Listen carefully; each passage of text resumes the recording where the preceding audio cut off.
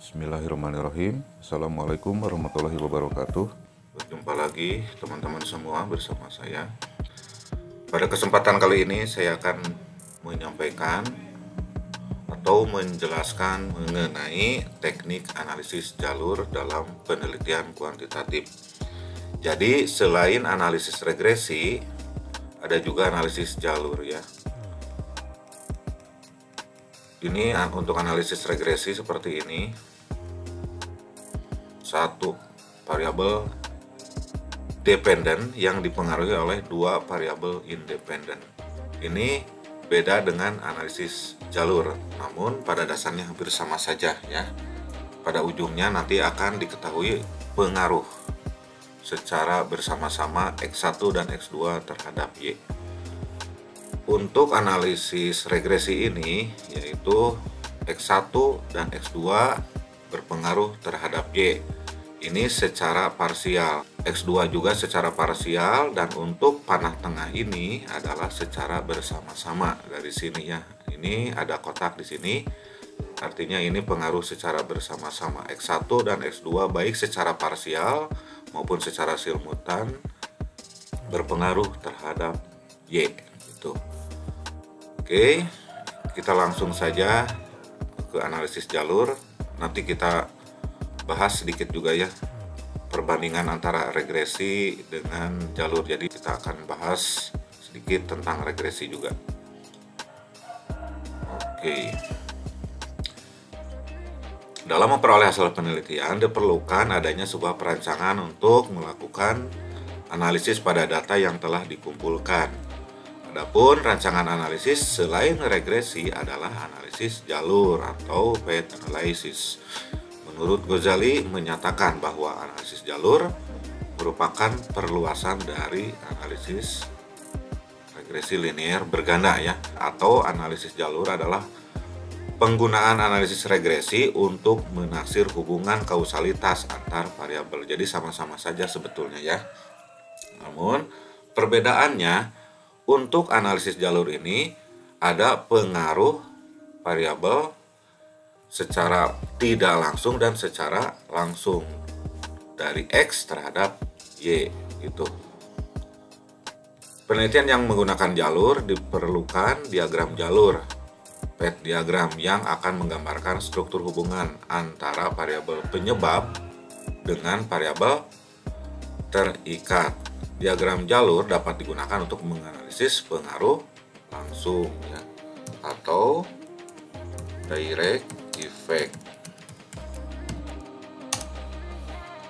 Dan untuk tidak langsungnya adalah indirect effect ya.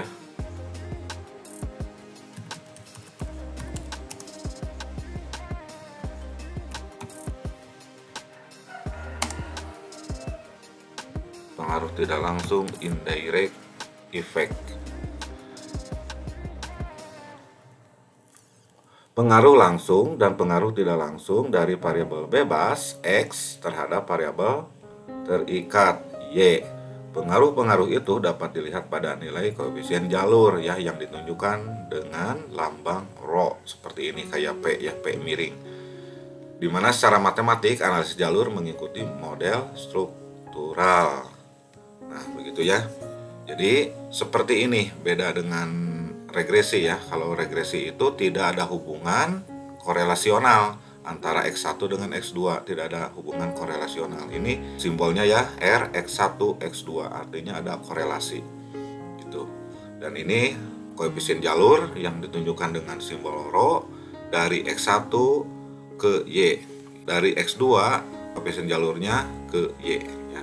Dan ini ada pengaruh dari variabel implisit atau variabel yang tidak diteliti selain X1 dan X2. Untuk selanjutnya, perbedaan antara regresi berganda dengan analisis jalur ini, di mana tadi sudah saya sebutkan, ini ada hubungan korelasi antara X1 dengan X2. Jika dalam regresi dihitung secara matematis hubungan atau korelasi X1 dan X2 itu untuk mengetahui koefisien korelasi berganda ya. Oke, jadi tidak secara matematis saja, melainkan secara teoritis ya. Ini saya sebutkan, ketik dulu di sini. Jadi tidak secara matematis saja. Kalau secara matematis jelas, walaupun ini tidak ada hubungan sama sekali, akan ada hasil ya. Jadi tidak cukup dengan hasilnya secara matematis saja ya, melainkan harus secara logis, masuk akal. Oh, ini betul ada hubungan gitu ya. X1 dan X2 ini ada hubungan. Secara logika misalnya ini salah satu variabel, misalnya X1-nya ayah, X2-nya ibu, Y-nya anak. Berarti bagaimana pengaruh ayah secara langsung terhadap anak, bagaimana pengaruh seorang ibu secara langsung ya terhadap anak, dan bagaimana pengaruh secara tidak langsung ayah melalui ibu terhadap anak, atau ibu melalui ayah terhadap anak. Nah, itu bedanya ya dengan regresi. Kalau jalur itu secara logika juga masuk akal ya. Oh iya betul, ini X1 dan X2 ada hubungan. Jadi secara logis ya, secara realistis, secara empiris ya, sebenarnya juga demikian. Begitu. Dan harus didukung secara teoritis menurut ahli gitu. Secara matematis memang bisa dibuktikan karena ada angkanya, itu bisa dites dan pasti akan ada hasilnya. Namun harus didukung juga secara logis, realistis, empiris, dan secara teoritis gitu. Oke, kita lanjut ya.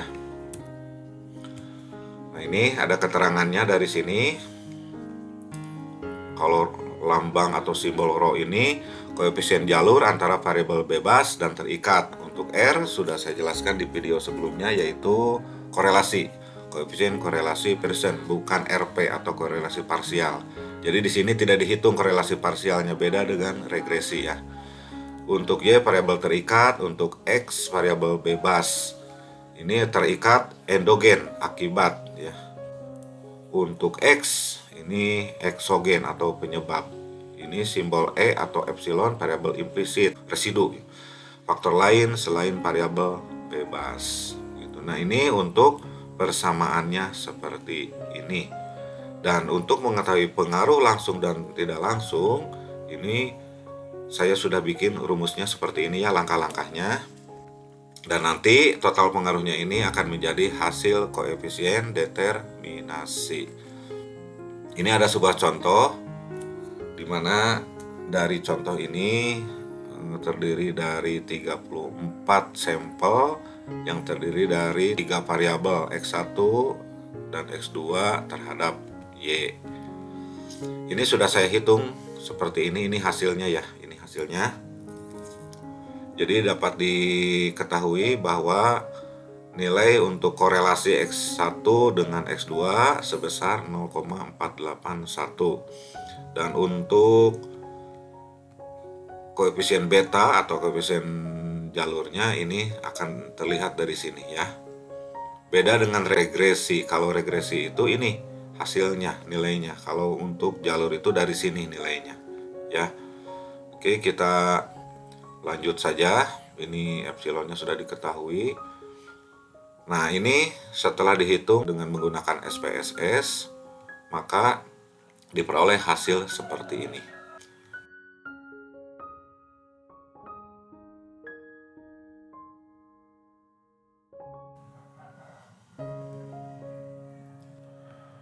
Baiklah, ini sudah ada tampilan SPSS. Kita kopas saja dari sini untuk X1, X2, dan Y.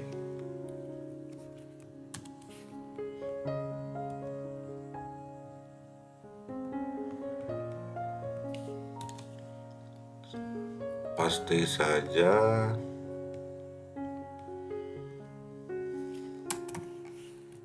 kita ganti ya, seperti biasa.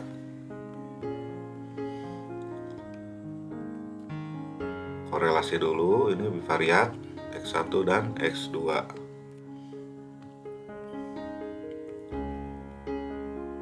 Ini hasilnya 0,841. Kita lihat. Nah ya. Lalu untuk menghitung koefisien jalur sama langkahnya seperti menghitung regresi linear ya. Sama aja sih. X1 dan X2 masukin ke variabel independen, lalu Y ke variabel dependen, klik OK.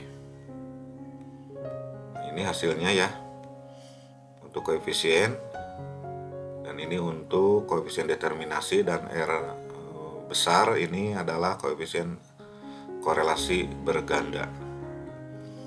Kita lihat 461506. Ini sama ya hasilnya ya. Baiklah. Selanjutnya kita hitung ya. Ini sudah dimasukin ke sini, kita hitung.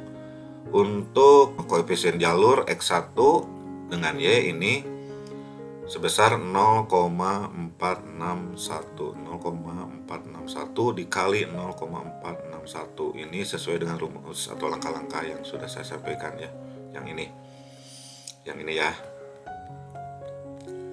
Masukin saja ke sini semua angka-angkanya, ini dikalikan. Jadi seperti ini. X1 koefisien jalurnya ya dikalikan dengan X1 koefisien jalur terhadap Y. Lalu, dan untuk menghitung pengaruh tidak langsung, ini koefisien jalur X1 dikali korelasi X1 dan X2 dikalikan koefisien jalur X2 dengan Y, begitu ya. Ini contohnya, ini koefisien jalur X1 dengan Y, ini dikalikan, artinya bisa dikuadratkan. Dan untuk menghitung pengaruh tidak langsungnya, ini 461 untuk koefisien jalur X1 dengan Y, dan untuk 0,841 ini adalah korelasi R ya, X1 dan X2, lalu koefisien jalur X2 ya, ini maaf. Nah begitu ya, ini X2 dengan Y, koefisien jalurnya seperti ini dikalikan, lalu ini hasilnya ya. Setelah hasil diperoleh maka dikali 100% lalu ditotalkan. Demikian juga untuk X2 sama ya. Ini koefisien jalur X2 dengan Y dikalikan atau dikuadratkan, dan ini dikalikan 0,506. Ini kan koefisien jalur X2 dengan Y. Koefisien jalur X2 dengan Y dikali korelasi X1 dan X2 dikali koefisien jalur X1 dan Y. Nah ini maka pengaruh tidak langsung X2 melalui X1 terhadap Y. Itu ya. Itu untuk koefisien jalurnya. Nah ini untuk hasilnya.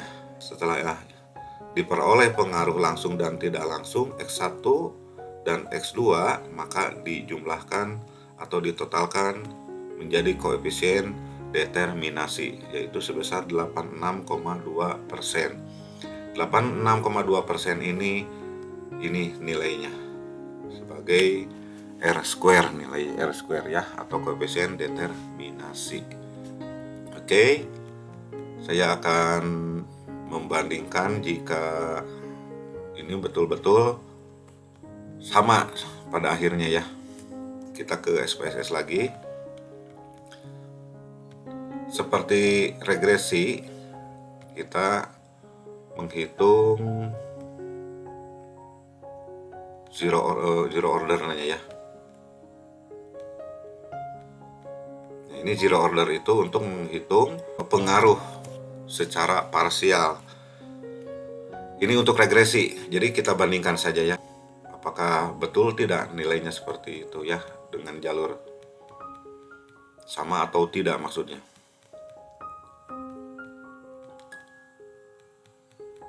Oh ini. Nah ini ya. Ini untuk menghitung regresi. Jadi pengaruhnya akan diketahui secara parsial lalu ditotalkan. Ini kan beda data ya, maka nilainya akan beda. Tapi saya akan membandingkan angka ini dengan regresi dan jalur, apakah nilainya sama atau tidak. Bentar. Nah, untuk rumusnya bisa dipakai ini ya. Ini rumus untuk menghitung langkah-langkahnya. Saya kopas saja ke sini, ke Excel saja ya.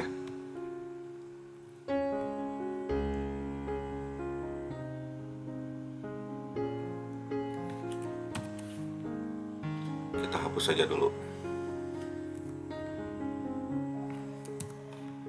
Ini biar teman-teman tahu ya, bisa membandingkan nilai yang diperoleh dengan langkah atau metode dengan regresi dan dengan jalur, apakah sama atau beda. Kita lihat hasil SPSS-nya.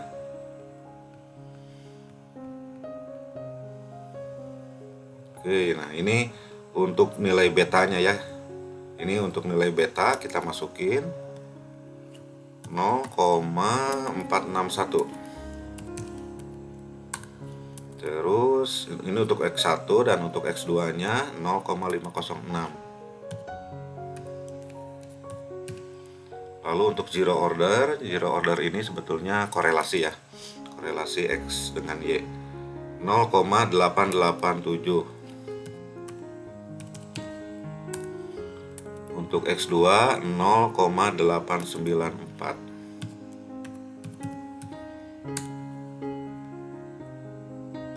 Dan untuk menghitung nilai ini harus dikalikan. Nilai beta dikali nilai zero order. Ini hasilnya, kita bulatkan saja. Ini juga bisa dikopas ke bawah ya, sama langkah-langkahnya juga. Total pengaruhnya kita jumlahkan sebesar seperti ini. Lalu kita persenkan ya, sama dengan ini dikali 100%. Ini hasilnya. Lalu kita totalkan 86,13%.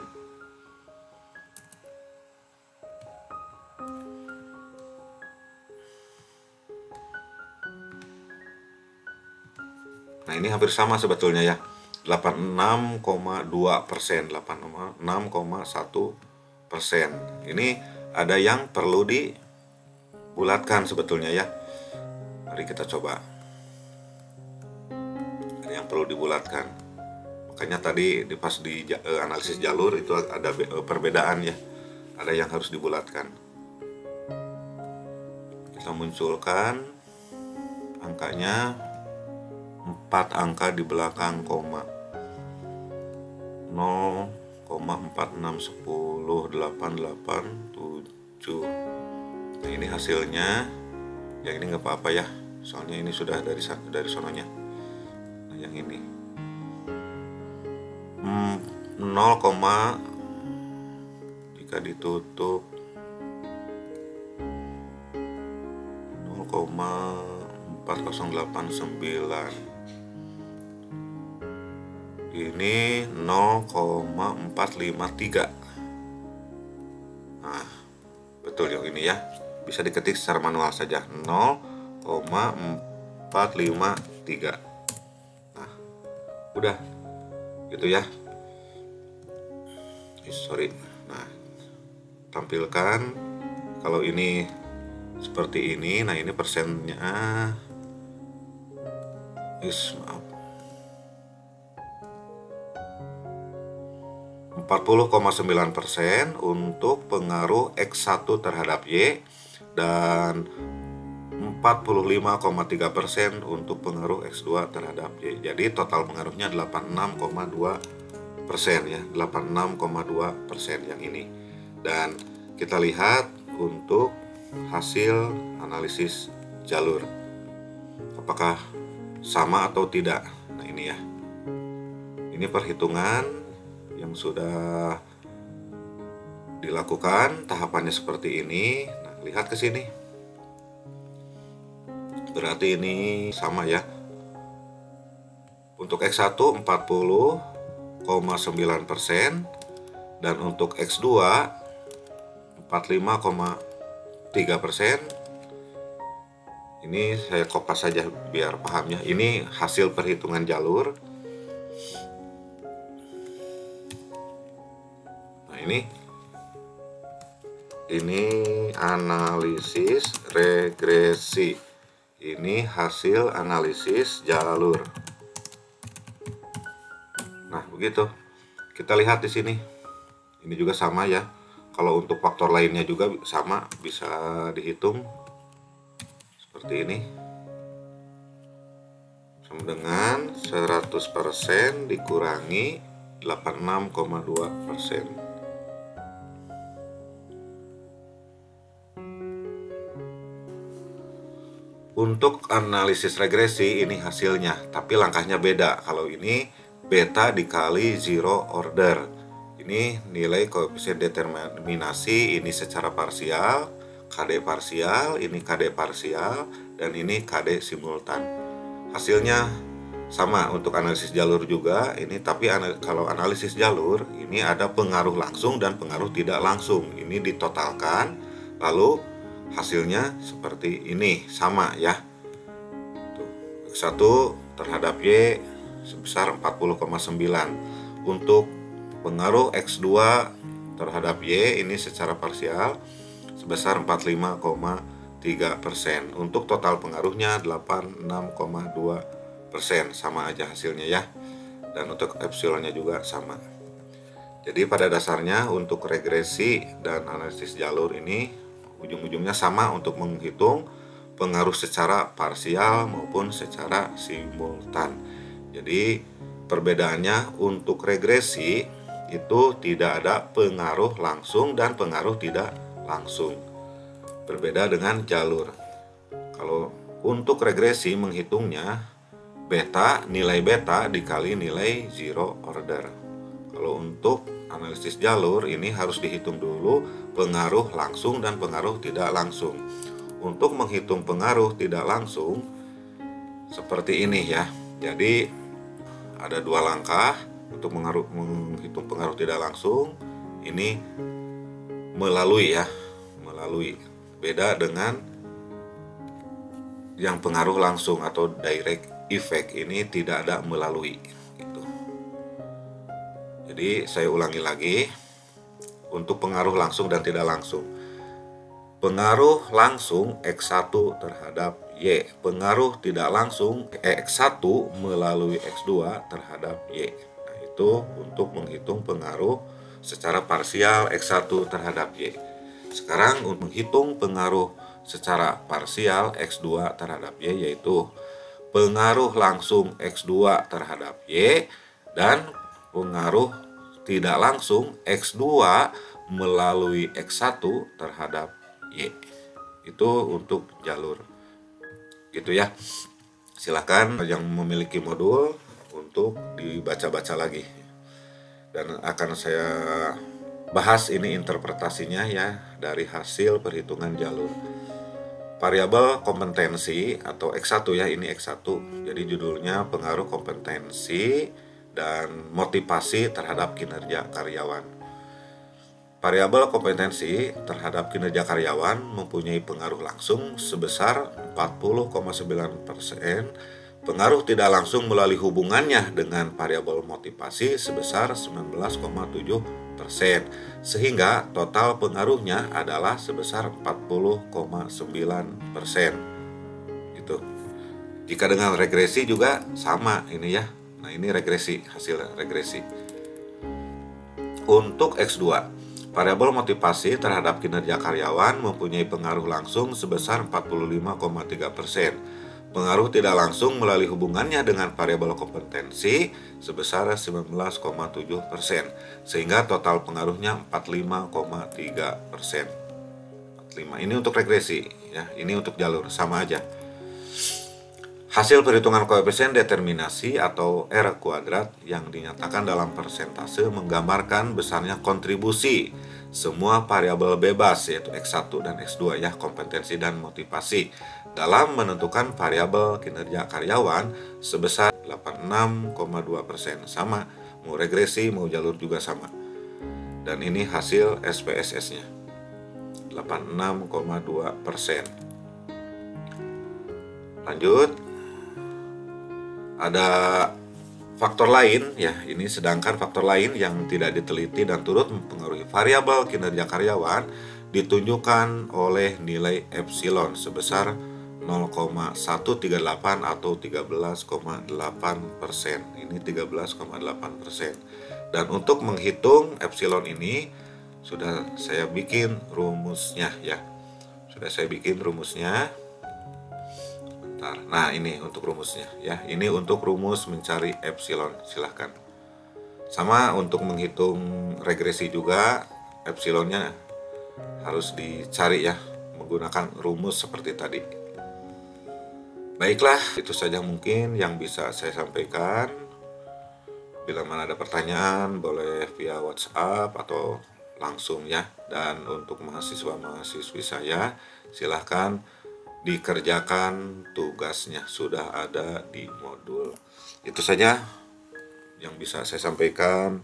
Mohon maaf atas segala kesalahan dan kekurangan. Billahi taufiq wal hidayah. Wassalamualaikum warahmatullahi wabarakatuh.